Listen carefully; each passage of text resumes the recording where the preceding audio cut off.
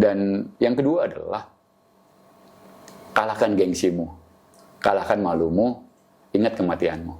Jadi buat saya itu mungkin 3 kata yang menjadi kata pamungkas untuk kita bisa menjadi lebih baik.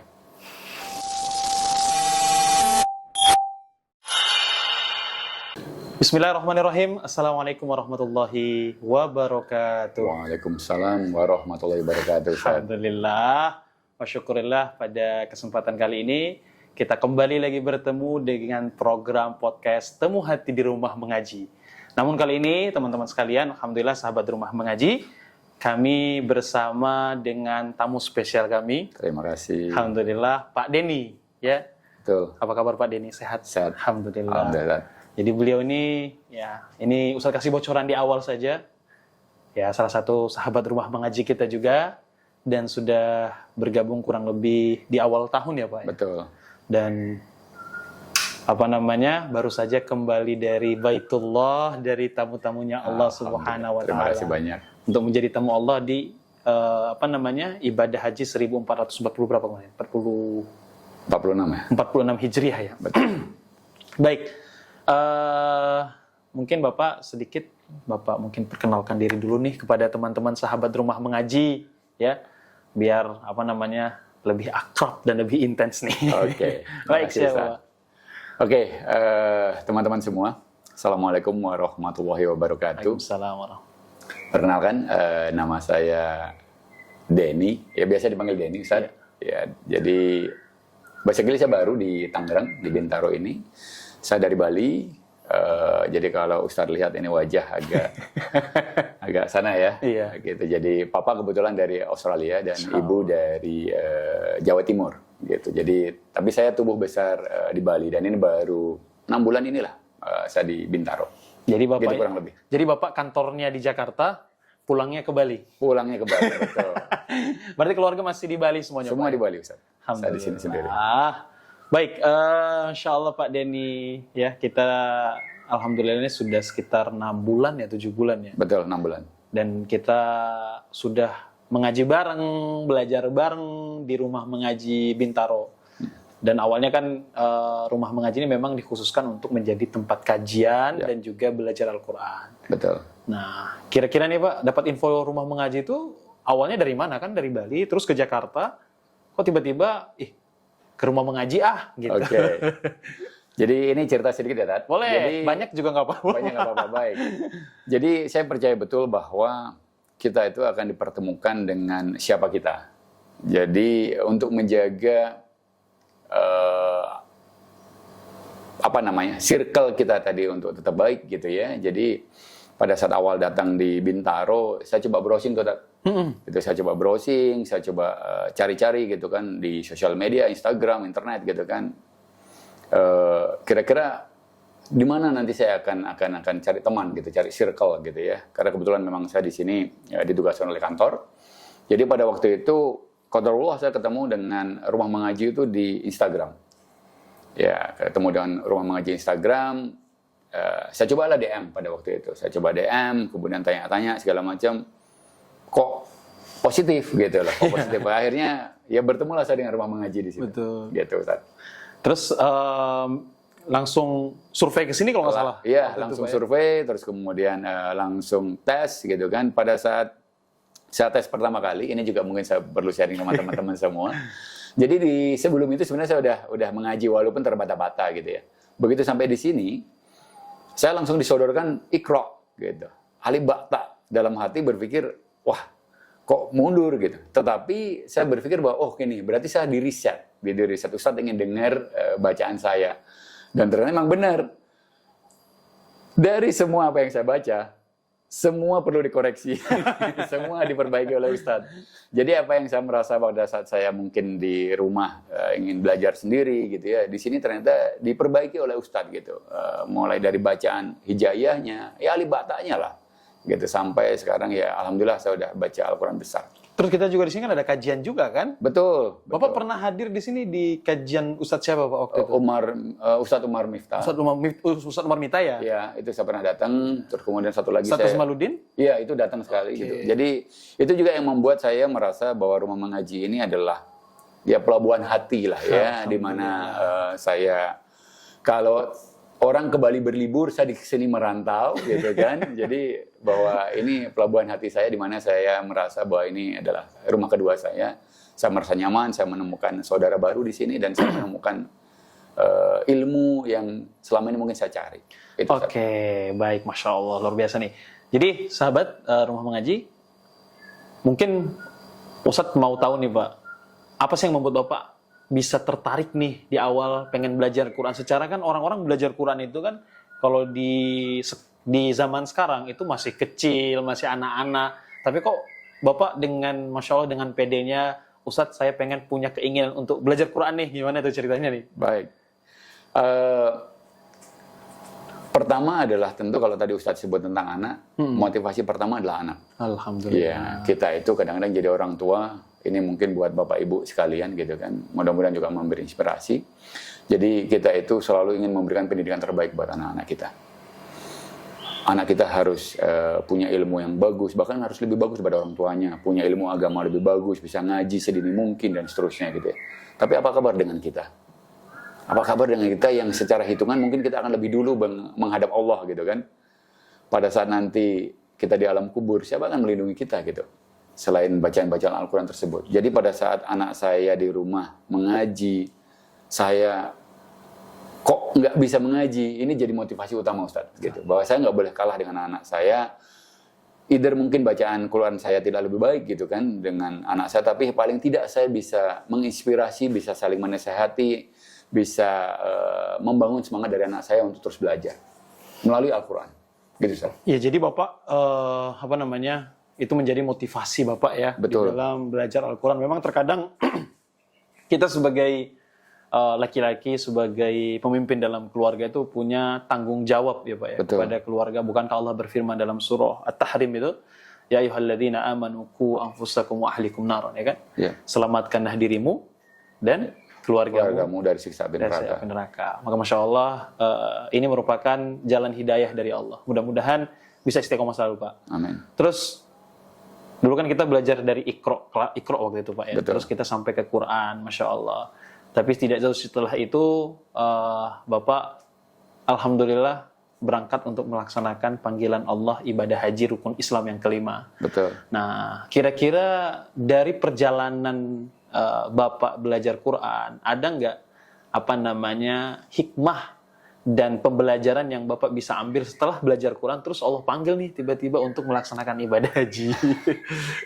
Alhamdulillah, Ustadz, memang kemarin saya melaksanakan rukun haji yang terakhir gitu kan, rukun Islam yang terakhir untuk berangkat haji. Jadi itu juga lebih karena circle gitu kan. Pada waktu itu saya daftar haji juga karena circle waktu itu mengarahkan untuk ke sana. Yeah. Jadi makanya di awal tadi saya sebut penting untuk membuat circle yang memastikan circle kita bagus.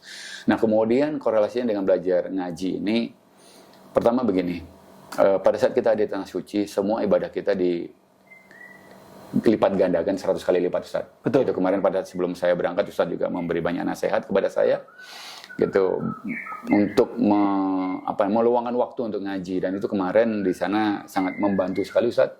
Gitu kan, di sela-sela waktu untuk ibadah saya gunakan itu untuk mengaji. Alhamdulillah. Gitu untuk mengaji. Jadi kemarin ya alhamdulillah juga memang tidak satu kali baca hatam di sana, tetapi saya bisa menghatamkan bacaan saya di tanah suci. Selama perjalanan ibadah haji betul. itu berarti ritual yang banyak itu menyempatkan diri baca Quran. Betul. Terus alhamdulillah sampai khatam di sana kemarin. Betul.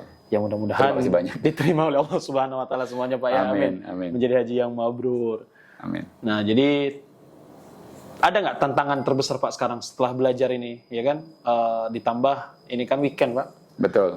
Di mana orang-orang berleha-leha, Senin Jumat kita sudah dibuat sibuk dengan kegiatan duniawi kita. Terus Sabtu Minggu kita berhati-hati. Ada nggak tantangan terbesar ketika ngaji Quran dan belajar ini? Oke, mungkin sama lah dengan aktivitas yang lain. Apalagi kalau sekarang kita bicara Al-Quran ya. Tantangan terbesar tentulah konsistensi. Betul. Menjaga konsistensi ini buat saya memulai itu lebih mudah. Tapi menjaga konsistensi ini tantangan terberat berikutnya gitu yang harus kita tanggulangi Ustaz, gitu ya. Jadi saya merasa bahwa sebuah kegiatan, kalau itu kegiatan positif, pasti tantangan terbesar adalah malas. Dan malas itu hanya bisa dilawan dengan kita memaksa diri kita sendiri. Jadi, kalau tadi ngaji pagi tadi, saya jujur sama Ustadz, 2 hari saya nggak ngaji, Ustadz. Karena kesibukan kerja ya. Tapi gini Pak, kalau dari kita lebih baik minta maaf dibanding minta izin. Ya, tadi Bapak Ibu teman-teman semua, tadi pagi saya baru datang, saya udah ngomong sama Ustadz, saya mohon maaf 2 hari saya nggak ngaji. Gitu. Ada pengakuan pagi-pagi. Jadi 2 hari saya nggak ngaji. Jadi memang ya itu hanya bisa lawan dengan dipaksa, Ustadz. Betul. Jadi bahkan karena saya membaca sekarang juga masih terbata-bata, teman-teman semua, Bapak Ibu. Jadi saya targetkan bahwa minimal lah, masa 1 lembar nggak bisa gitu loh. Padahal 1 lembar kalau kita baca, ya sama lah dengan sholat gitu. Mungkin 15 menit selesai. Ya 10 menit selesai gitu. Jadi, masa kita nggak bisa kita lakukan gitu ya. Jadi, konsistensi itu yang menjadi tantangan terberat, Ustaz. Konsistensinya Pak. Konsistensi yang menjadi tantangan terberat. Apalagi di sela-sela kesibukan gitu ya. Kita merasa bahwa, ada hal-hal yang mungkin kita rasa lebih penting. Padahal ini juga penting gitu loh. Betul. Gitu Ustaz. Baik, jadi memang dalam beramal itu kan yang paling susah itu istiqomahnya Pak. Cuman kalau pakai bahasa yang Bapak sampaikan itu adalah konsistensi. Betul. Istiqomah. Tapi untuk memulai sebuah kebaikan, ketika amalan itu sudah berjalan, terus kita istiqomah, walaupun itu sedikit Allah lebih cintai Pak.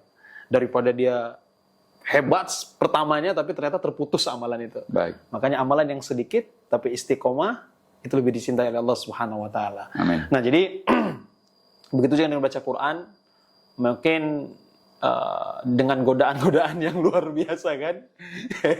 Tapi ala kulli hal insyaallah dengan bacaan Quran kita akan mendapatkan keberkahan. Amin amin.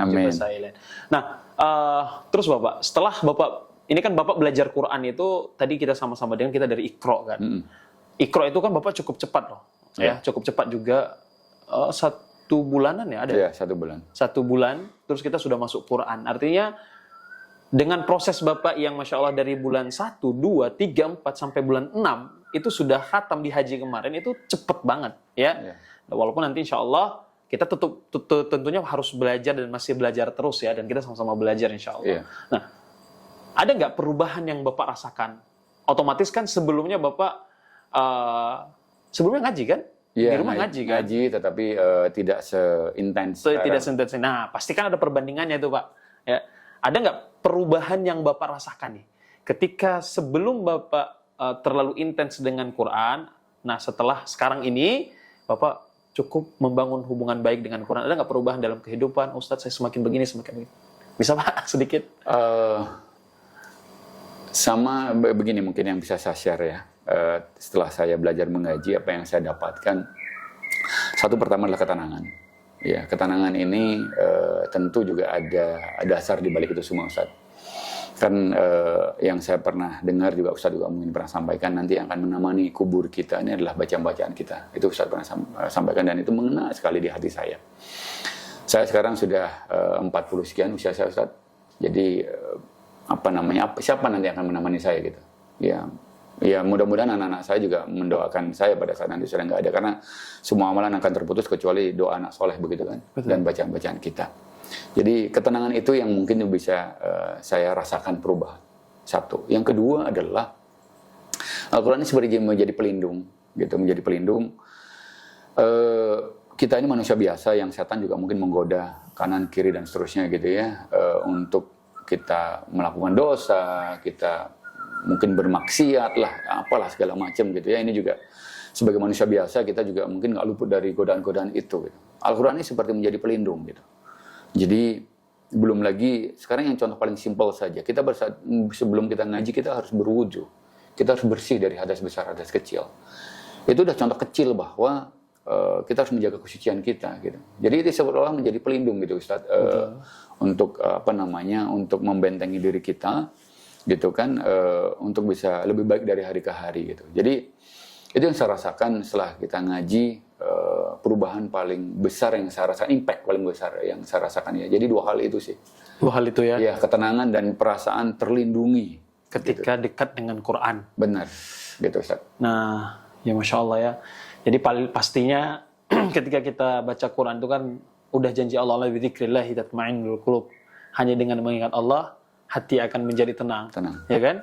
Nah, Masya Allah, tadi kita sempat bahas sebelum ini di tahsin kita baca sedikit artinya, senantiasa mengingat Allah dalam keadaan berdiri, Ya. duduk dan dimanapun kita berada. Betul. Agar senantiasa kita berzikir kepada Allah. Maka teman-teman sahabat rumah mengaji dimanapun berada, mudah-mudahan Pak Denny ini selalu istiqomah kita doakan bersama Terima kasih Quran. banyak.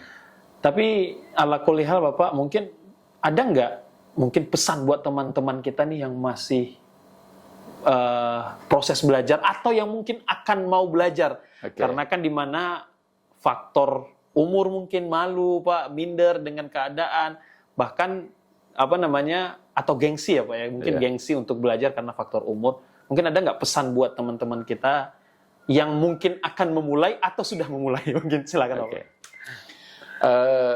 Tentu nasihat yang terbaik adalah kita bicara tentang kematian. Jadi buat saya, teman-teman semua, cepat atau lambat kematian itu akan tiba. Siapapun kita, gitu kan. Bahkan kalau Ustadz pernah sampaikan, tidak ada makhluk yang tidak akan merasakan namanya kematian. Betul.